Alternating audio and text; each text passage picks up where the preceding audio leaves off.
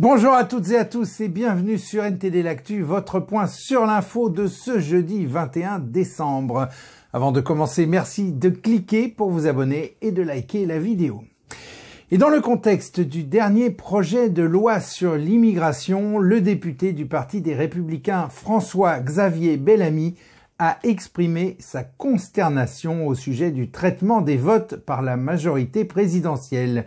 Il estime que le processus démocratique n'est pas respecté. On l'écoute. Pardonnez-moi de le dire, mais il y a quand même une chose stupéfiante.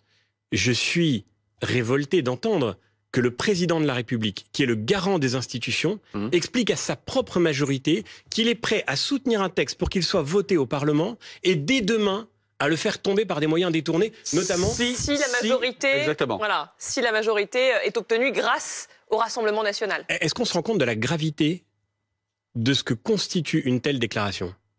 Ça veut dire que le président de la République a décidé purement et simplement d'annuler le suffrage des Français et de faire une deuxième délibération. Non, attendez, pardon de le dire, c'est quand même incroyable. Si Viktor Orban faisait la même déclaration en disant « Nous allons faire comme si des parlementaires d'un groupe que nous n'aimons pas ne comptaient pas, et nous allons calculer le résultat à partir de leur inexistence. » C'est ce qu'a fait Pierre Mendès France en 1954. Pardon, il le faisait pour sa propre investiture. Ah oui. Et c'était une déclaration politique qui consistait à dire que lui ne voulait pas que sa majorité dépende. Parce que c'était de ça qu'on parlait. On parlait d'une investiture. Il ne voulait pas que sa majorité, donc son travail quotidien, dépende d'une alliance qu'il ne souhaitait pas. Là, on parle de la validité d'un texte. Si la représentation nationale, qui est constituée de parlementaires qui sont, pour certains de mon groupe, pour d'autres groupes, je viens de vous expliquer mes différences avec le Rassemblement national, je n'en suis pas membre, je n'en suis pas le porte-parole.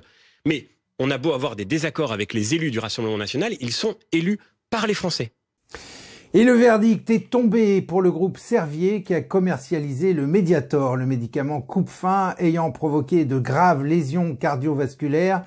Le groupe a été condamné en appel hier à rembourser plus de 415 millions d'euros aux organismes de sécurité sociale et de mutuelles, et ce, avec en plus une amende totale de plus de 9 millions d'euros. La Cour d'appel a confirmé la culpabilité de Servier pour les délits de tromperie aggravée et homicide et blessure involontaire. Et en 2022, plus de 6700 lits d'hospitalisation complète ont été fermés. Le gouvernement avait promis de rouvrir plusieurs milliers de lits, mais la démission d'Aurélien Rousseau laisse le chantier à sa remplaçante Agnès Firmin-Lebaudot. Et au sein du ministère du Travail, un assistant a été impliqué dans une affaire de consommation de cocaïne sur son lieu de travail, selon une enquête de Mediapart. Malgré des signalements et des rapports de comportement inquiétants, aucun recours formel n'a été entrepris. Après sa démission, il a été affecté à une mission temporaire au sein de la police nationale. Et c'est une fausse alerte que nous avions signalée dans le journal d'hier au sujet de la disparition de l'étudiant espagnol porté disparu à Lille, car il aurait depuis contacté ses parents et serait en Islande. Et je laisse maintenant la parole à Anthony qui va nous parler d'un sujet central lié à la planification écologique. Anthony, c'est à vous. Merci Rémi. Bonjour à tous. Dans l'univers complexe de la climatologie, une étude récente menée par le professeur Hermann Hard de l'université Helmut Schmidt remet en question notre compréhension actuelle des données historiques sur le CO2. Son étude, fondée sur les recherches du biologiste Ernst George Beck, soulève des interrogations importantes sur l'évolution de la concentration de CO2 depuis l'époque de la révolution industrielle. Les recherches de Beck, qui se fondent sur l'analyse de centaines de milliers d'échantillons depuis 1826, suggèrent des fluctuations significatives dans les niveaux de CO2, notamment autour des années 40. Et ces résultats pourraient remettre en question les théories actuelles sur les émissions de CO2 d'origine humaine et leur lien avec le changement climatique.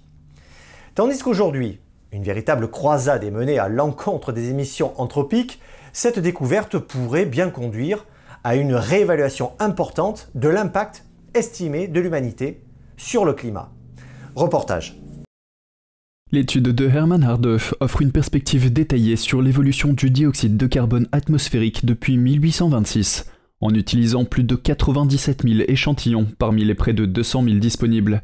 Le biologiste Ernst George Beck a découvert des variations considérables dans la concentration de CO2 en particulier autour de 1940, où l'on note une hausse marquée non explicable par les émissions humaines de cette époque.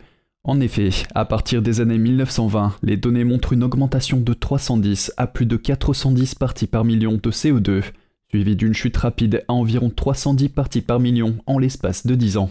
Depuis 1970, une augmentation constante a mené aux niveaux actuels d'environ 420 parties par million. Ces données contrastent avec le modèle prévalent d'augmentation constante du CO2, dû aux activités humaines, suggérant d'autres facteurs influents. Ces résultats suggèrent la possibilité d'influences naturelles significatives sur les niveaux de CO2. D'ailleurs, Harde a également relevé des fluctuations plus courtes au cours des 19e et 20e siècles qui impliqueraient des processus naturels. D'autre part, Beck a découvert une forte corrélation entre la température de la surface de la mer et sa teneur en CO2, ce qui suggérerait que les variations de CO2 pourraient être une conséquence des changements de température et non l'inverse. Alors que selon le récit climatique dominant, c'est la concentration en CO2 qui détermine la température. Harde insiste sur l'importance d'un doute équilibré dans la recherche climatique, soulignant la nécessité de reconsidérer les modèles existants. Une récente étude de Harde, s'appuyant sur les travaux de Beck, ouvre de nouvelles perspectives dans la compréhension du rôle du CO2 dans le changement climatique. Parmi celles-ci, on notera l'importance de considérer les facteurs naturels dans les fluctuations du CO2 et leur influence sur le climat. Et si les variations de CO2 s'avèrent être davantage un effet qu'une cause de la modification climatique, cela pourrait entraîner une réévaluation des politiques et des stratégies de lutte contre le réchauffement planétaire. Ce qui est sûr, c'est que cette étude soulève des questions cruciales sur notre approche actuelle du changement climatique et incite à une réflexion plus nuancée sur les causes et les effets des variations atmosphériques. En fin de compte, ces découvertes nous encouragent à continuer à poser des questions, à explorer de nouvelles pistes de recherche et à rester ouverts à de nouvelles découvertes. Après tout, l'avenir de notre civilisation dépend en grande partie de notre capacité à comprendre et à agir sur la base des meilleures informations disponibles. Je vous remercie. Rémi, c'est tout pour moi. Merci Anthony. Et à Chypre, le ministre israélien des Affaires étrangères Eli Cohen a rencontré son homologue chypriote Konstantinos Kombos au sujet de l'ouverture d'un corridor maritime entre Chypre et la bande de Gaza afin d'acheminer de l'aide humanitaire à la population gazaoui. Chypre fait partie de l'Union européenne depuis 2004 et l'île est située à environ 400 km de la bande de Gaza. Eli Cohen a déclaré aux journalistes qu'il voulait que soit créée une voie rapide pour l'acheminement de l'aide humanitaire vers Gaza, mais que l'aide devait être bien inspectée. Et en Russie, Ekaterina Dountsova, candidate engagée pour la paix, a déposé sa candidature à l'élection présidentielle de mars 2024. Une candidature qui peine à être prise au sérieux, l'opposition politique n'étant pas réellement tolérée en Russie et la réélection de Vladimir Poutine étant considérée comme une simple formalité administrative. Les figures d'opposition qui ont fait parler d'elles, comme le militant Alexei Navalny, ont été jetées en prison ou poussées à l'exil. Et le nouveau président argentin Javier Milei a annoncé une dérégulation massive de l'économie avec la signature d'un décret visant à modifier ou abroger plus de 300 normes, notamment celles portant sur les loyers, les privatisations et le droit du travail. Le décret devra encore être examiné par une commission mixte dans les 10 jours à venir. Et on passe maintenant aux actualités Chine avec Vladia qui va nous parler de l'ingérence de Pékin dans les élections aux États-Unis. Merci Rémi, bonjour à tous. Un nouveau rapport des services de renseignement américains fait état d'une découverte qui ne surprendra pas les plus avertis. La Chine a tenté d'influencer les élections américaines de mi-mandat en 2022, et ce afin d'empêcher les candidats critiques envers le régime chinois de l'emporter. Le rapport publié lundi conclut que Pékin a tenté d'influencer des élections de mi-mandat impliquant des membres des deux partis politiques américains.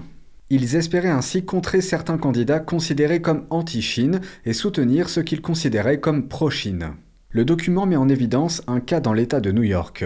Il indique que Pékin a cherché à empêcher l'élection d'un dissident chinois qui avait soutenu les manifestations de la place Tiananmen en 1989. Le candidat en question a perdu. L'année dernière, le ministère de la Justice a accusé 5 agents des services de renseignement chinois d'avoir harcelé ce candidat. Le rapport indique également que des pirates informatiques liés au régime chinois ont ciblé certains systèmes électoraux pendant les élections de mi-mandat. Toutefois, rien ne prouve que des votes aient été compromis. Les pirates ont également scanné les sites web des gouvernements des États. En outre, les responsables du renseignement ont souligné les efforts déployés par la Chine qui diffuse de la désinformation en se servant de l'IA. Cela fait écho à des avertissements antérieurs d'entreprises de haute technologie. En septembre, des chercheurs de Microsoft ont signalé qu'un réseau contrôlé par la Chine utilisait l'IA pour créer de faux comptes sur les réseaux sociaux en se faisant passer pour des électeurs américains. Ces mêmes comptes publient ensuite des contenus qui sèment la discorde sur le plan politique. L'une de ces images générées par IA représente la statue de la liberté tenant un fusil d'assaut. Une légende décrit la statue comme étant la déesse de la violence.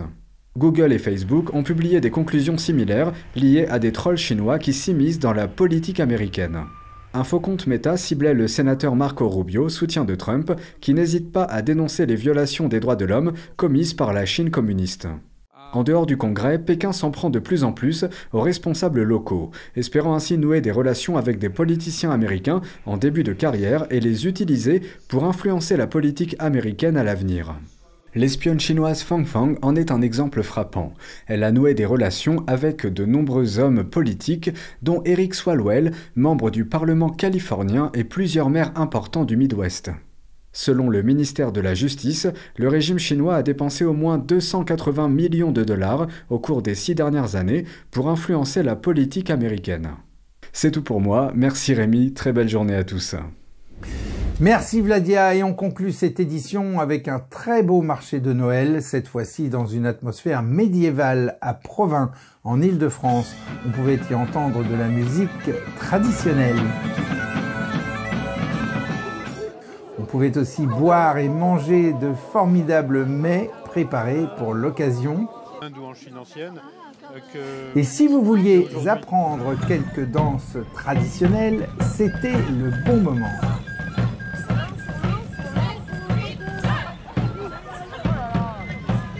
Et vous auriez pu aussi passer devant de mystérieuses processions nous ramenant à l'aube de la civilisation chrétienne.